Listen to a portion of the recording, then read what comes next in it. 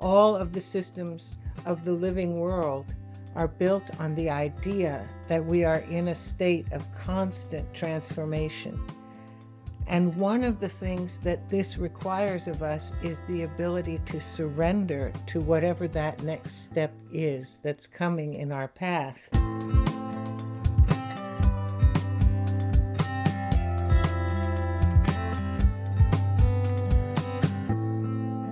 Conversations for change, because the world is ready.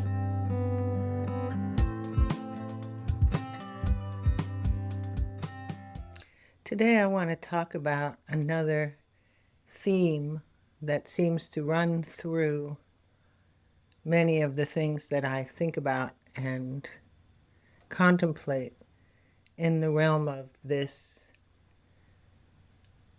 looking at what makes up this world, our regenerative system, and how best we can step into a fuller, more thriving version of our world.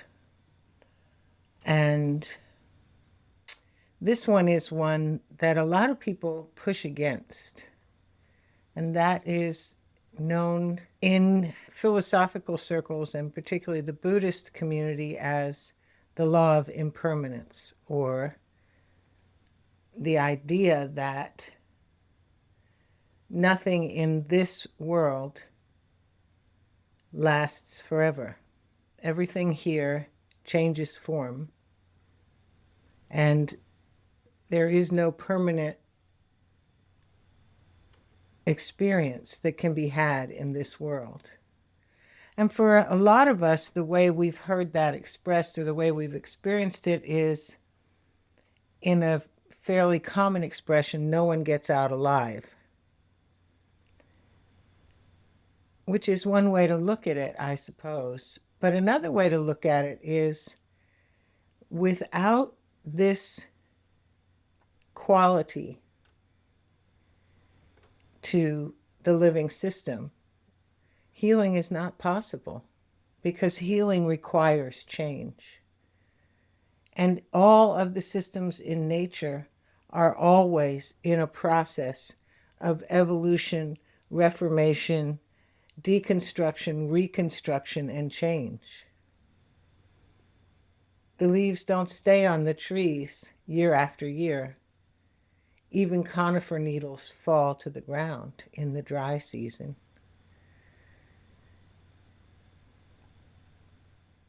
All of the systems of the living world are built on the idea that we are in a state of constant transformation. And one of the things that this requires of us is the ability to surrender to whatever that next step is that's coming in our path.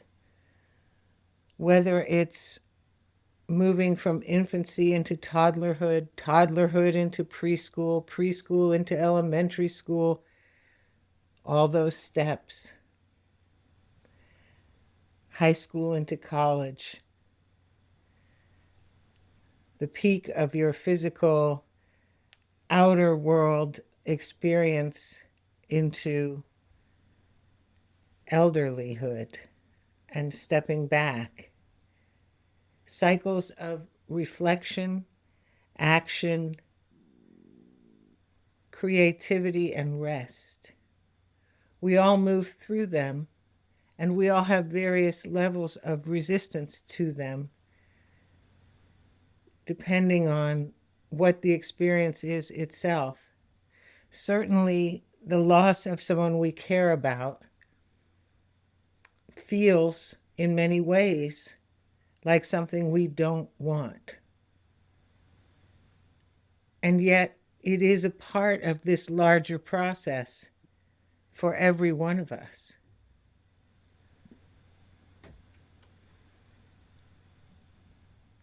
And in one way, this ties back to my conversation with Trenda about the idea of death. But I'm not only thinking of death here, because while death is the end of a lifetime in this physical realm for whoever whatever the living creature is who is making that transition. It is a certain type of ending, but there are a great many other changes and a great number of other transitions that take place between birth and death that are really more of what my focus is in my thinking today. Because what I'm thinking about is really how our change and our ability to change is what shapes the world that we create around us. And when we are in the process of discovering new things that help us to find new solutions or new ways of being, or when we're in the process of healing deep inner wounds that give us access now through the healing process to emotions we've lost touch with, or to the feeling of inner support within ourselves, then the transformation that can happen can be transforming not only for us, but for everybody around us. And I've seen this so much in myself in the last few years. And maybe that is a part of the process that we have to go through in order to reach a certain level of maturity. And I'm not saying that I have reached some pinnacle of maturity here at all, because I certainly haven't. But what I am saying is that there's a certain foundational place we can arrive where we can come to terms with the idea that there are constantly things going on in the world that are in a state of change and flux that we may or may not find it is worth our time to give our attention to. And what I mean by that is that because everything is in a state of change, because we do have this wide view of the world, all this interconnection that we experience gives us the opportunity to look out in all kinds of directions and see all kinds of things that are in a state of change. And that gives us the opportunity to get selective about how we choose to put our attention on the parts of the world that we feel capable of doing something to lift up or to support or to enhance. And in this world where there is so much energy being generated to help us to stay in states of fear and distrust and separation, it's helpful for us to remember that all of these things are within a system that is constantly in a state of change. So that means when we look back at the world as we have known it across a lifetime, the world we're looking back on really doesn't exist anymore because it has turned into a different world. And sometimes it feels as if there are parts of the world that we've lost. In a sense, that's a way of saying it. But really, I think, more to the point, there is a sense of the innocence within ourselves that has been lost.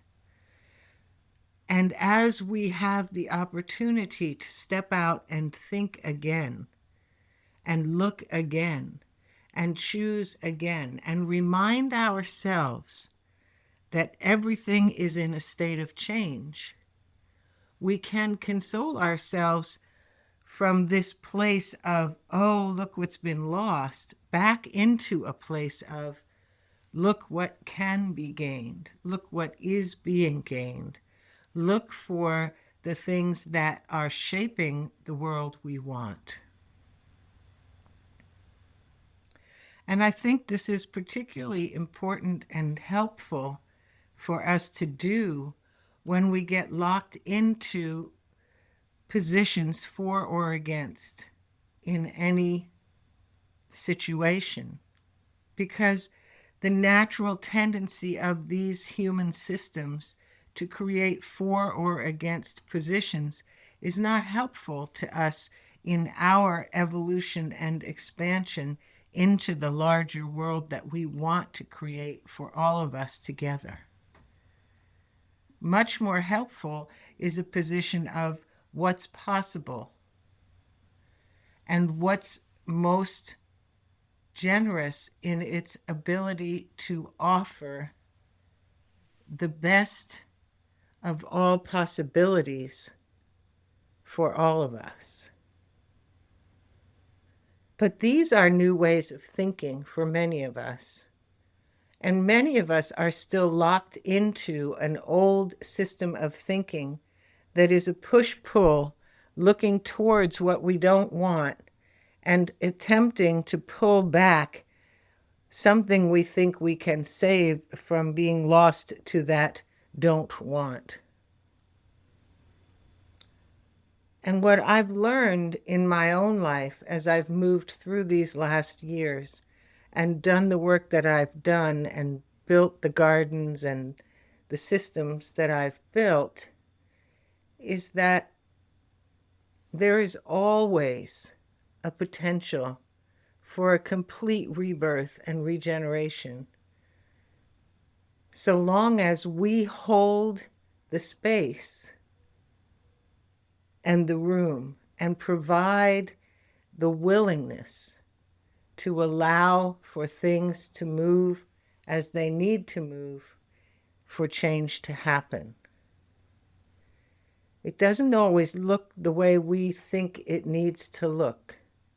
It doesn't always work out the way we are sure it has to work out in order to be okay.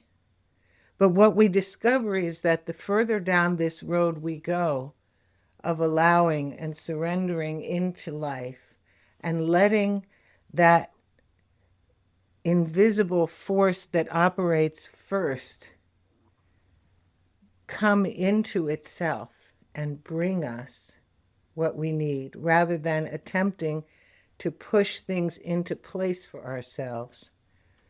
The further and faster we can do that, the sooner and easier it is for us to find those things we are really seeking. And I think that is a huge part of the whole nature of change itself. That when we get better at mastering our ability to let go of the specifics of what we think has to happen in order for us to get what it is we think we need, the more easily and the more effortlessly those things which actually nourish our soul and our being and our hearts can come into our experience and lift us up. For myself, one of the things I've noticed is by learning to step back into my center and allow things to move around me without an opinion about them, particularly in extended family relationships and other relationships, personal relationships,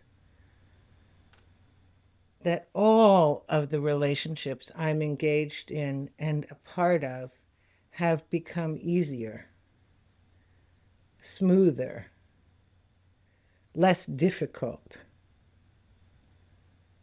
and more valuable and nourishing and nurturing to me. It's an interesting paradox that when we let go of grasping for what it is we think we want, everything we want is given to us or added unto us. And this also is a part of change, because we have to learn through our own experiences what it means to be able to let go. And most of us are just, frankly, in the habit of holding on. We hold on to old opinions. We hold on to old points of view. We hold on to the way things are. We hold on to the way things should be. We hold on to family histories of how we function in the world, what political party we come from, what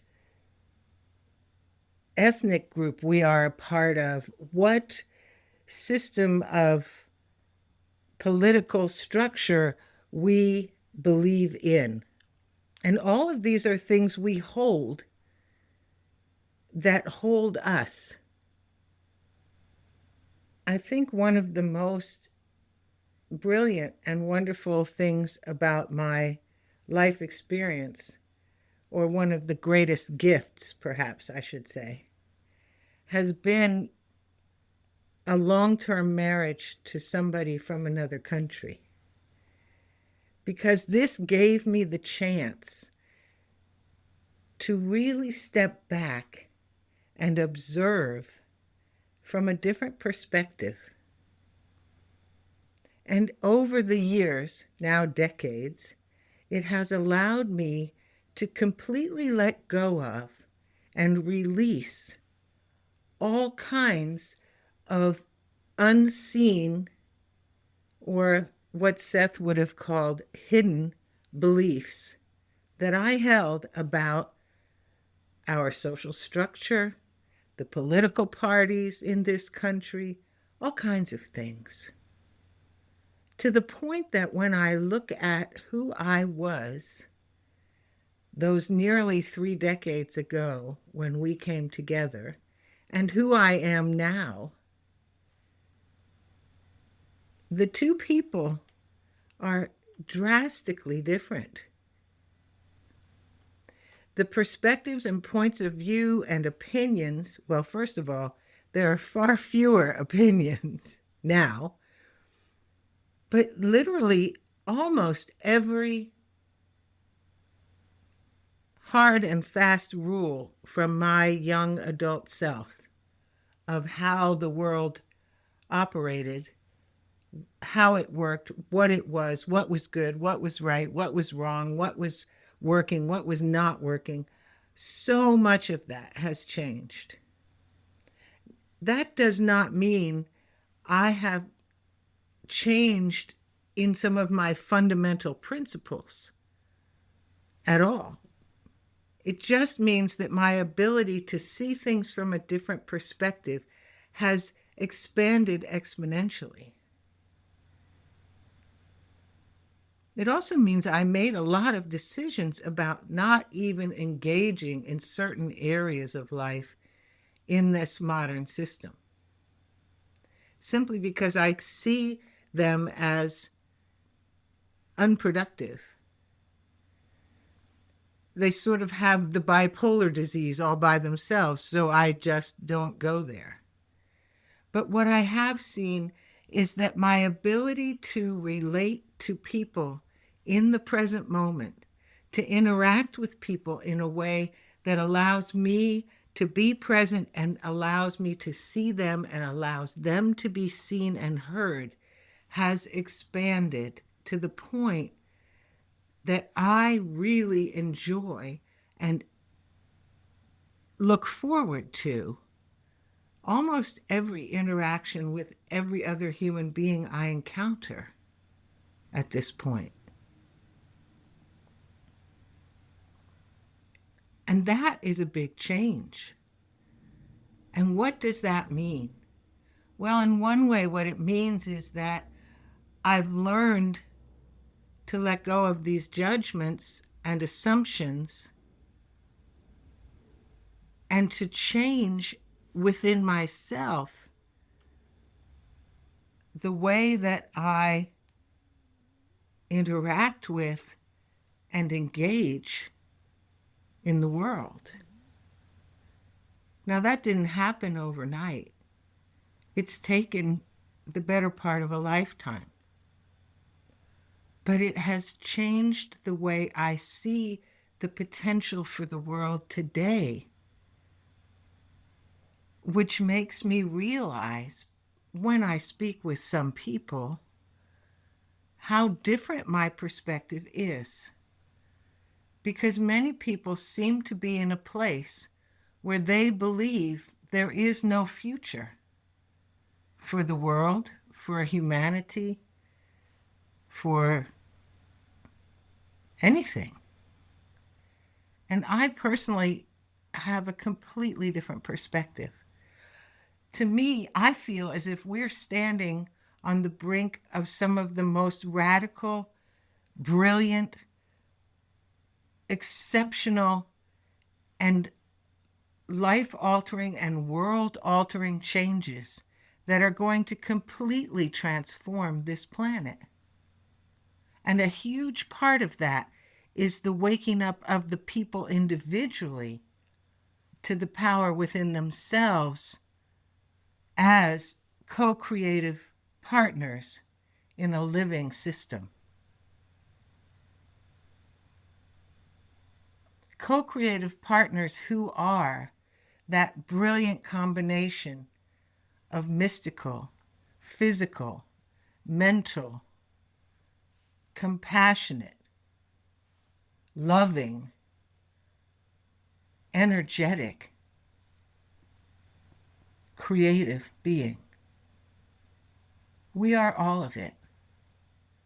And as we step into this change and this possibility, we bring forth those characteristics, those elements, those properties, those abilities that we have put our focus upon.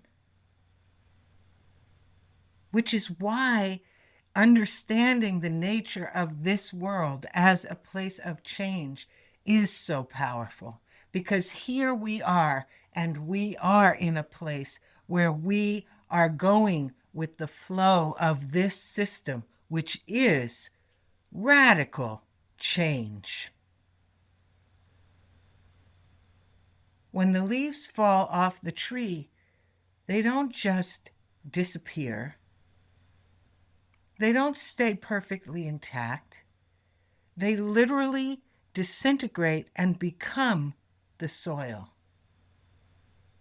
And just as each of the systems here transforms itself into the next part, we human beings are on the verge of a major transformation, which will bring about a whole new world, where we not only thrive as creative, emotionally stable, strong, loving, kind humans in community, but also thrive in supporting the living system that has supported us in every instance, in every moment, in every object, in everything that we have experienced here. There is no part of our life experience that is not a direct result of a gift from the earth. There is nothing in our life system, in our lives and in our experience that we can point to that is not of this earth. And now, as we step into that knowing and that great reunion of the energetic, the emotional, the spiritual, the physical, and the mental, into the wholeness of what is possible, the change in front of us is so staggering that I don't think we even have the power to comprehend it. Never mind predict what it will look like.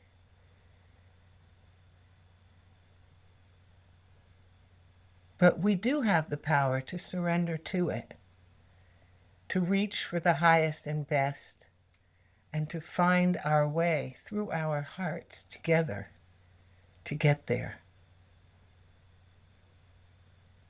And I believe that when we do find ourselves on the other side of this great transformation ahead of us, however many years, months, decades, whatever the time span is that it takes before we are standing on the other side of this great transformation and looking back, that when that happens, we will smile at each other and be so grateful that each and every one of us was present, to be here, to be able to step forward together, to be willing,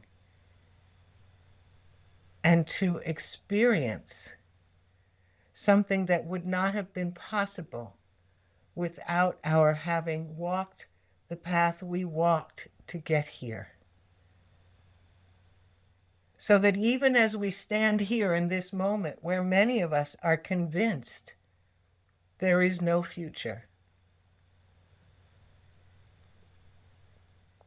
what I know from my experience of walking through many difficult situations is that it is the difficulty that gives birth to the innovation, the creativity, and the inspiration that transforms everything. And I am so excited to be here now, to be present on this planet at this time, and to be a part of what I can feel coming.